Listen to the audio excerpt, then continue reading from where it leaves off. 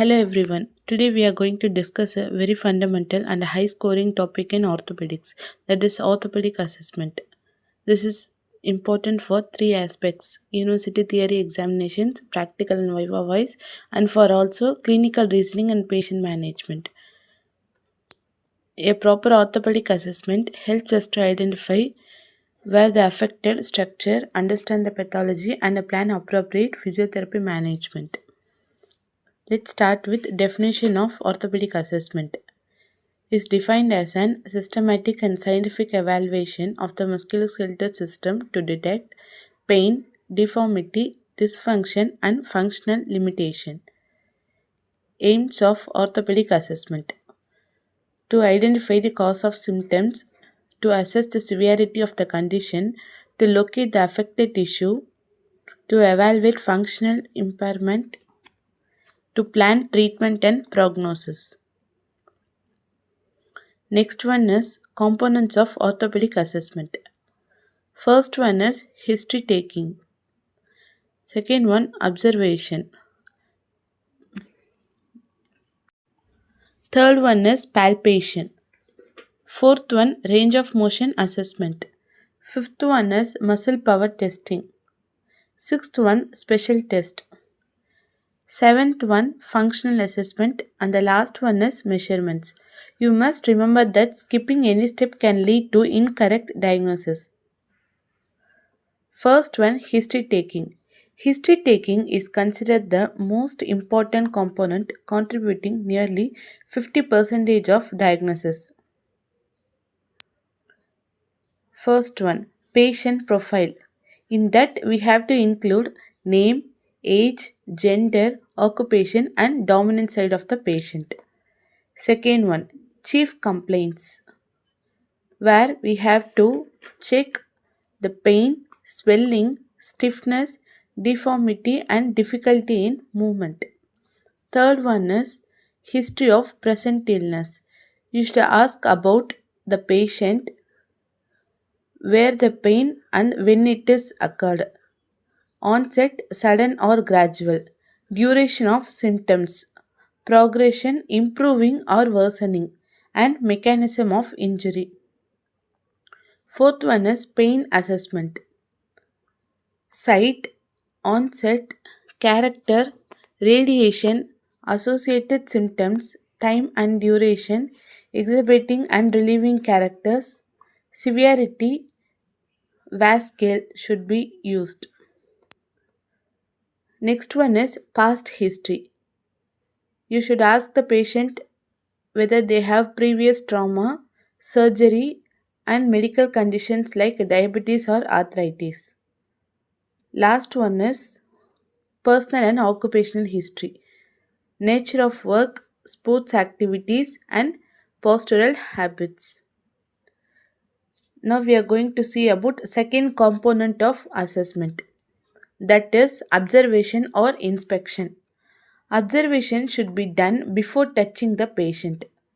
The patient is observed in standing position, sitting, supine and prone lying. You should look for posture and alignment, swelling and deformity, muscle wasting, skill changes, surgical scars, and gait abnormalities. Always compare both sides. Third one is palpation. Palpation helps to confirm the findings observed during inspection. Assess for local temperature, tenderness, swelling, muscle tone and spasm, and bony landmarks. Tenderness may be superficial or deep. Palpation should be done systematically and gently. Next one is range of motion assessment. Range of motion assessment provides information about joint mobility and pain behavior.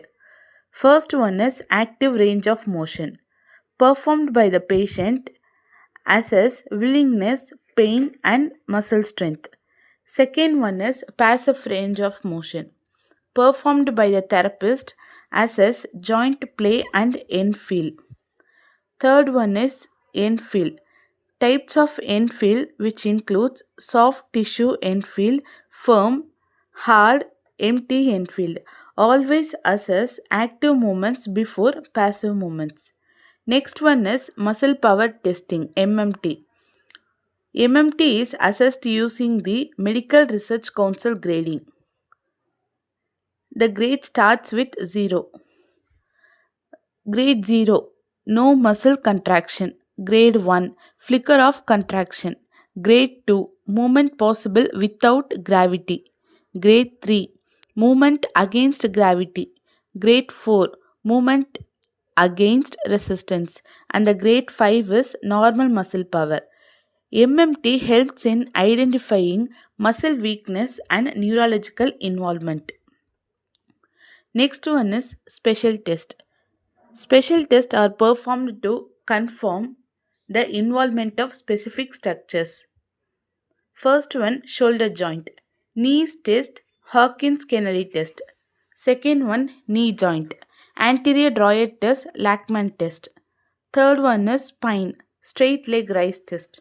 And the last one is ankle, anterior drawer test. Special tests should be performed after range of motion and muscle testing to avoid false results. Next one is functional assessment. Functional assessment evaluates how the condition affects activities of daily living. Activities assessed include walking, sitting and standing, stair climbing, squatting, gripping and reaching.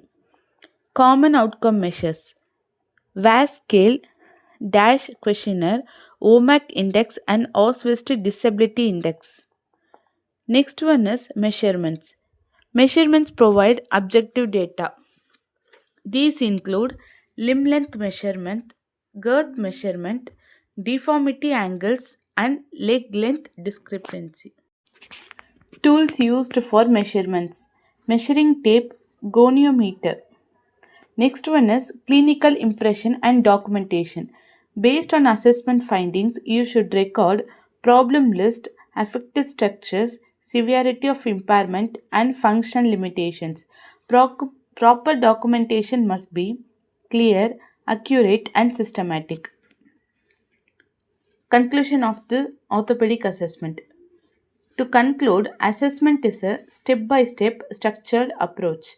A thorough assessment forms the foundation for effective physiotherapy management. Students must practice the sequence regularly to improve clinical reasoning and confidence. Exam oriented key points. Definition and aims are frequently asked. History taking carries maximum marks. Always follow the assessment sequence. Active range of motion before passive range of motion. Special tests are confirmatory. In next class, we will discuss joint-wise orthopedic assessment in detail. Thank you.